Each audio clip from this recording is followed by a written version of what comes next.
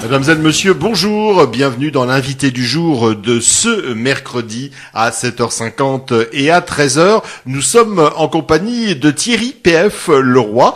Thierry Leroy, bonjour. Bonjour. Bienvenue à vous. Alors, on vous connaît pour effectivement être originaire de Pin, animer beaucoup de choses sur la commune de Pin, puisque vous avez été notamment le créateur du musée Hugues de Pin.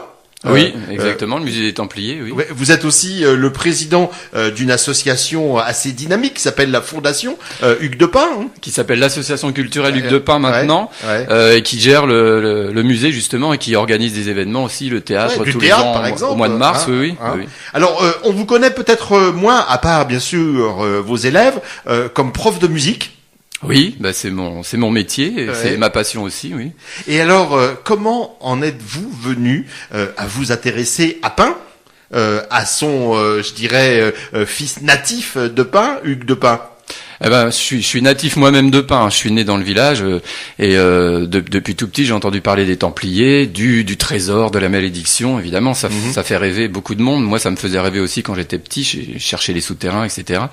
Et puis ensuite, j'ai voulu m'y intéresser de manière un peu plus sérieuse. J'ai fait des recherches. J'ai lu des ouvrages plus sérieux, des ouvrages d'histoire. C'est pas la musique qui vous a conduit Ah non, la musique médiévale et non, ça aurait pu, mais non, j'aime bien aussi la musique médiévale, mais ça c'est autre chose.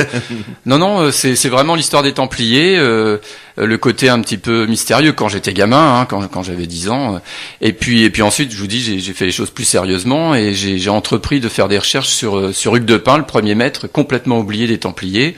Et donc j'en suis un peu son premier biographe, on peut dire. D'ailleurs, aujourd'hui encore, on polémique un peu sur son origine, puisque tout le monde revendique effectivement Hugues de Pin.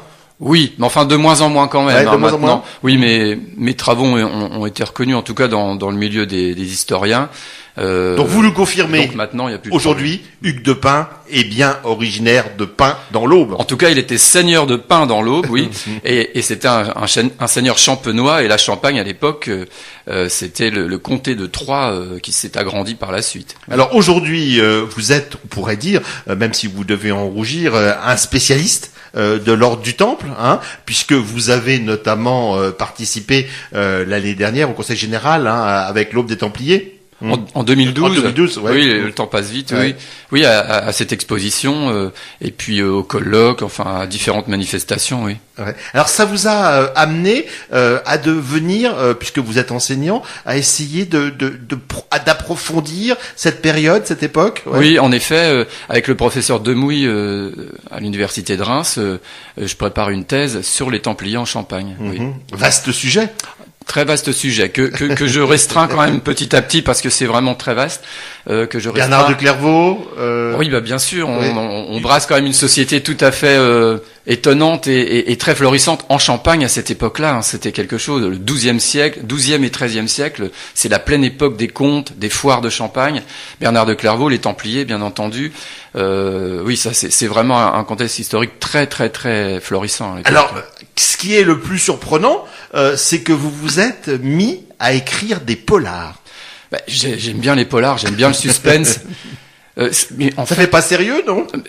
Mais si, on a tout à fait le droit de le faire. Il n'y a pas de raison. Puis vous savez, quand on fait des recherches historiques, moi, quelquefois, je le dis quand je fais une conférence ou que j'explique un petit peu aux gens ce que je fais. Des recherches historiques, c'est un petit peu une enquête policière sans crime. C'est ce que je dis. Ou alors, s'il y a eu des crimes, ils ont eu lieu il y a très longtemps, au Moyen-Âge, mais c'est un petit peu la même façon de faire. C'est-à-dire qu'on va aux archives, on découvre des documents, certains sont pas très intéressants pour nous, puis de temps en temps, on trouve une perle rare, ça nous met sur une piste, on tire la ficelle, on trouve des indices, etc., des faisceaux de preuves. Enfin, c'est une sorte d'enquête policière. Donc venir ensuite au polar historique, c'est un petit peu la croisée des chemins entre justement l'enquête policière et l'histoire elle-même. Donc vous avez commis en 2011 un premier roman intitulé Les Croix sanglantes, mais c'était pas sous votre nom, c'était sous un pseudonyme. Je voulais bien faire la part des choses entre justement la part du romancier et la part de l'historien, pour qu'on ne mélange pas les genres. Et puis on... Finalement, tout le monde savait que c'était vous. Oui, bien sûr, évidemment. J'avais pas changé grand-chose. J'avais inversé 2 lettres de mon nom de famille. Et puis donc on m'a conseillé de si j'en avais un autre à écrire, de l'écrire sous mon nom. Et c'est ce que j'ai fait cette fois-ci. Alors c'est là, dans ce premier roman, sorti en 2011, qu'est né votre personnage complètement fictif. Oui. Il est fictif, mais il aurait pu exister. C'est-à-dire un chevalier de petite aristocratie qui veut devenir templier, qui veut aller en Terre Sainte, connaître justement Jérusalem, etc. Enfin, l'Orient fait rêver à cette époque-là.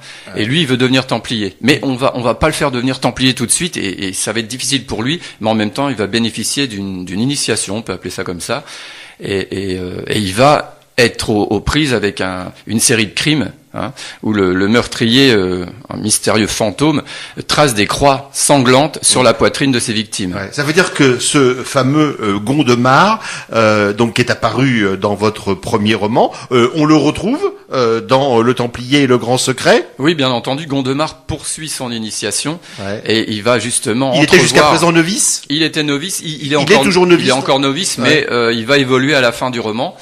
J'en dis pas beaucoup plus, mais il va entrevoir le grand secret, justement. Ouais. Et il y aura une suite? J'espère bien qu'il y aura une suite, en tout cas. Toujours les aventures de Gondemar? Oui, parce que il tient absolument à aller en Terre Sainte, et je vais le faire y aller. Alors c'est ça l'intérêt de vos romans, c'est qu'il y a vraiment des faits historiques qui sont relatés, donc ça peut être aussi une façon pour les gens de se raccrocher à l'histoire. Mesdames et messieurs, bonjour.